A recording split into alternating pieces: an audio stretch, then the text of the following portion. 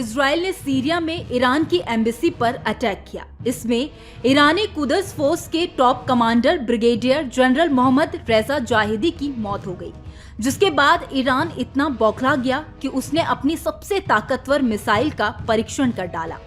दावा है कि ईरान अपनी इस मिसाइल से इजराइल या मिडिल ईस्ट में अमेरिकी मिलिट्री बेस को निशाना बना सकता है, जो महायुद्ध का कारण बन सकती है। बताया जा रहा है कि किसी भी वक्त इजराइल में ईरान वर्ल्ड वॉर भड़काने वाला हमला कर सकता है, क्योंकि ईरान जिन दो हथियारों के दम पर अमेरिका और इजराइल को आंखें दिखा रहा था, आखिरकार ईरान ने अपने उन दोनों हथियारों को युद्ध से पहले आजमा लिया है।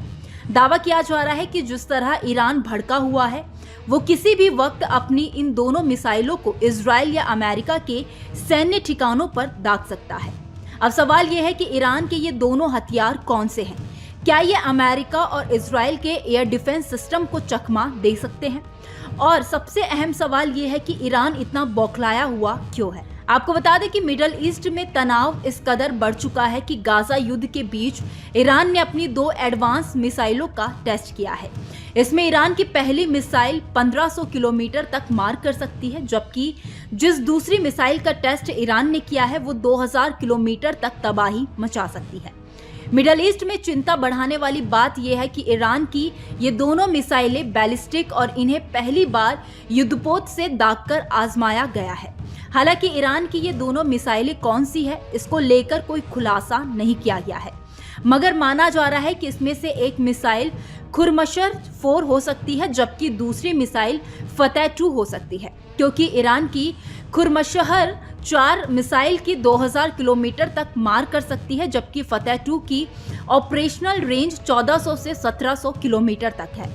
अगर पश्चिमी मीडिया की आशंका सही है और ईरान ने अपनी इन्हीं दोनों मिसाइलों को आजमाया है, तो यकीन मानिए मिडल ईस्ट में बहुत बड़े युद्ध के बादल मंडरा रहे हैं, क्योंकि ईरान की फतेह 2 मिसाइल की रेंज भले ही 1400 से 1700 किलोमीटर हो, लेकिन उसकी ये मिसाइल हाइपरसोनिक स्पीड से हमला करती है।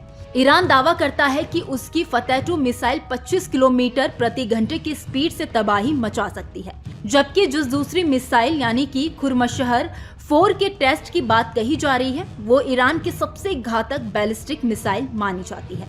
भले ही ईरान के पास इतनी लंबी दूरी तक मार करने वाली मिसाइलें नहीं हैं कि जिससे न्यूयॉर्क या वॉशिंगटन जैसे शहरों को निशाना बनाया जा सके, मगर मिडल ईस्ट में अमेरिका की कई सैन्य अड्डे भी हैं, जहां अमेरिका ने अपने 4000 से ज्यादा सैनिक तैनात कर रखे हैं। जानकारी के मुताबिक कतर से लेकर कुवैत तक में अमेरिका और ब्रिटेन की रॉयल एयरफोर्स तैनात रहती है। दोनों देशों के करीब 150 फाइटर जेट और ड्रोन भी यहां डिप्लॉय किए गए हैं। अगर अमेरिका मिडल ईस्ट या उसके आसपास कोई भी कार्रवाई करता है तो उसके लिए इन्हीं मिलिट्री बेस का इस्तेमाल करता है। यही वजह है जो अमेरिका ये मिलिट्री बेस हमेशा से ईरान के टारगेट पर रहे हैं। हालांकि अब तक ईरान के पास ऐसा कोई हथियार नहीं था जिसका डर दिखाकर ईरान अमेरिका के इन मिलिट्री बेस को कंट्रोल कर सके, मगर जब से उसने खुरमशर 4 मिसाइल का परीक्षण किया है या फतेह 2 हाइपरसोनिक को दागा है, तब से ईरान के तेवर बदले नजर आ रहे हैं और अमेरिका भी उसे गंभीर खतरा मान रहा है, क्योंकि अगर ईरान अमेरिका के किसी भी मिलिट्री बेस या इजरायली शहर पर हमला करने में कामयाब हो जाता है तो यह हमला अमेरिका की साख पर बंटा लगने जैसा होगा।